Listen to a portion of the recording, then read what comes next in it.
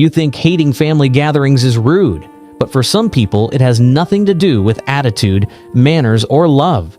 Some people genuinely dread family events, and they can't fully explain why. This isn't selfishness. This isn't antisocial behavior.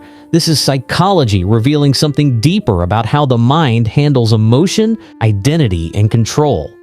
Think about it. A family dinner is planned, a wedding, a holiday, a reunion. Some people feel excited. Others feel a quiet heaviness before it even begins. Not because they hate their family, but because their brain reacts differently to the environment. By the end of this video, you'll understand why some people hate family gatherings even when they care deeply about their relatives, what this behavior reveals about emotional boundaries, overstimulation, and identity pressure, and how unconscious psychological patterns shape social avoidance in everyday life. Most people assume hating family gatherings means someone is unfriendly or ungrateful, but the truth goes deeper. At its core, this reaction is about emotional regulation and cognitive overload. Family gatherings are emotionally dense environments. Multiple personalities, unspoken expectations, old roles, past memories, social rules that change without warning. For some brains, this is not connection. It's chaos. When many people talk at once, emotions overlap and social roles blur. The brain has to work overtime to track tone, intention, and meaning. This mental effort drains energy quickly. People who hate family gatherings often feel exhausted not because of the people, but because of the constant emotional processing. Notice something important here. Many of these individuals function extremely well one-on-one or in small, controlled social settings. They are thoughtful, empathetic, emotionally aware, but large family gatherings remove structure, and their brain struggles with that lack of control. Family settings are also unique because identity is not flexible there. At work, you choose your role. With friends, you express selected parts of yourself. But in family gatherings, your role is often pre-assigned. You are still the quiet one, the responsible one, the difficult one, the child even when you're grown. For many people, this identity freezing creates psychological discomfort. They are no longer reacting as their present self. They are reacting as a version of themselves shaped years ago. This isn't rebellion, it's internal conflict. Psychologically, humans need alignment between who they are and how they are seen. Family gatherings often disrupt that alignment. You may have changed, but the environment hasn't.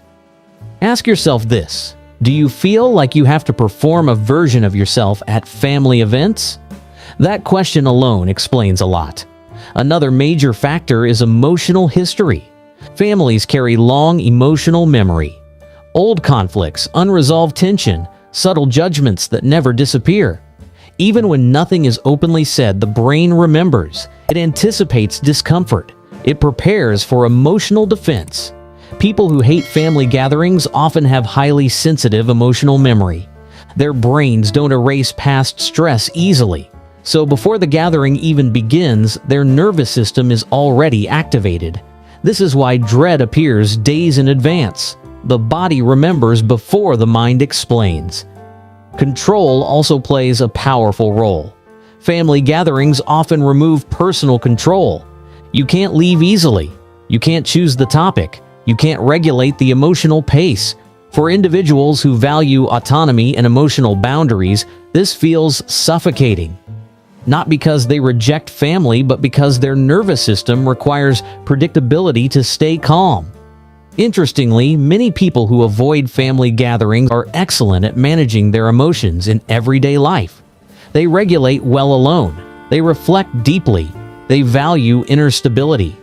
But family gatherings compress too many emotional variables into a short time span. The brain cannot process it all smoothly, so avoidance becomes protection. There's also the issue of social energy. Every interaction costs mental resources. Small talk, explaining life choices, defending boundaries, managing reactions. Some people recharge through social stimulation. Others deplete rapidly. Hating family gatherings often signals a brain that values energy conservation. It's not weakness, it's efficiency. And then there's expectation pressure. Families often expect emotional availability, participation, agreement, gratitude. For someone who processes emotions internally, this external demand feels invasive. They are not emotionally absent. They are emotionally private. Psychologically, this difference matters. People who hate family gatherings often have strong internal emotional systems. They don't need constant validation or social reinforcement. Their emotional life is inwardly regulated. That's why family events feel unnecessary rather than fulfilling. Another layer is conflict avoidance mixed with emotional awareness. These individuals often sense tension others ignore. They notice tone shifts, micro-expressions, subtle power dynamics. Their brain picks up everything. And that constant awareness becomes exhausting. Avoidance in this case is not avoidance of people. It's avoidance of emotional noise.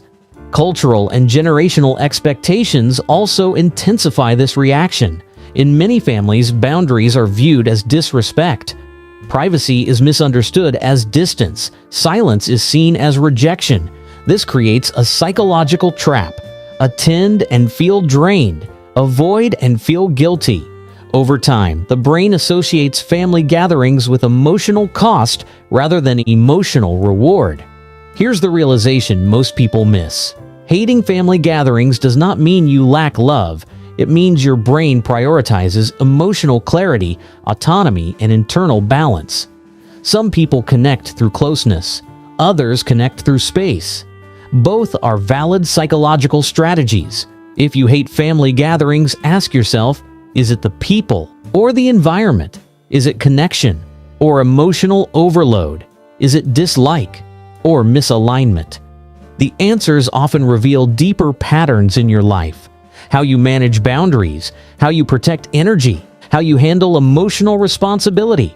This behavior usually appears elsewhere too. Preference for meaningful conversations over group settings, need for recovery time after social events, strong inner world, selective emotional sharing. These are not flaws, they are adaptations. Family gatherings simply expose them. So if you dread the next family event, don't rush to label yourself difficult or cold. Your brain may simply be responding to an environment that demands more than it gives. Understanding this doesn't mean you must avoid family forever. It means you understand your limits, and awareness is the first step toward healthier choices. Every social preference tells a story about how the mind protects itself. Hating family gatherings is one visible signal, not of disconnection, but of emotional self-preservation. And once you recognize that pattern, you stop judging yourself for it. You start understanding it. Because psychology isn't about changing who you are, it's about understanding why you feel what you feel. And sometimes the most misunderstood behaviors are the most honest reflections of the mind.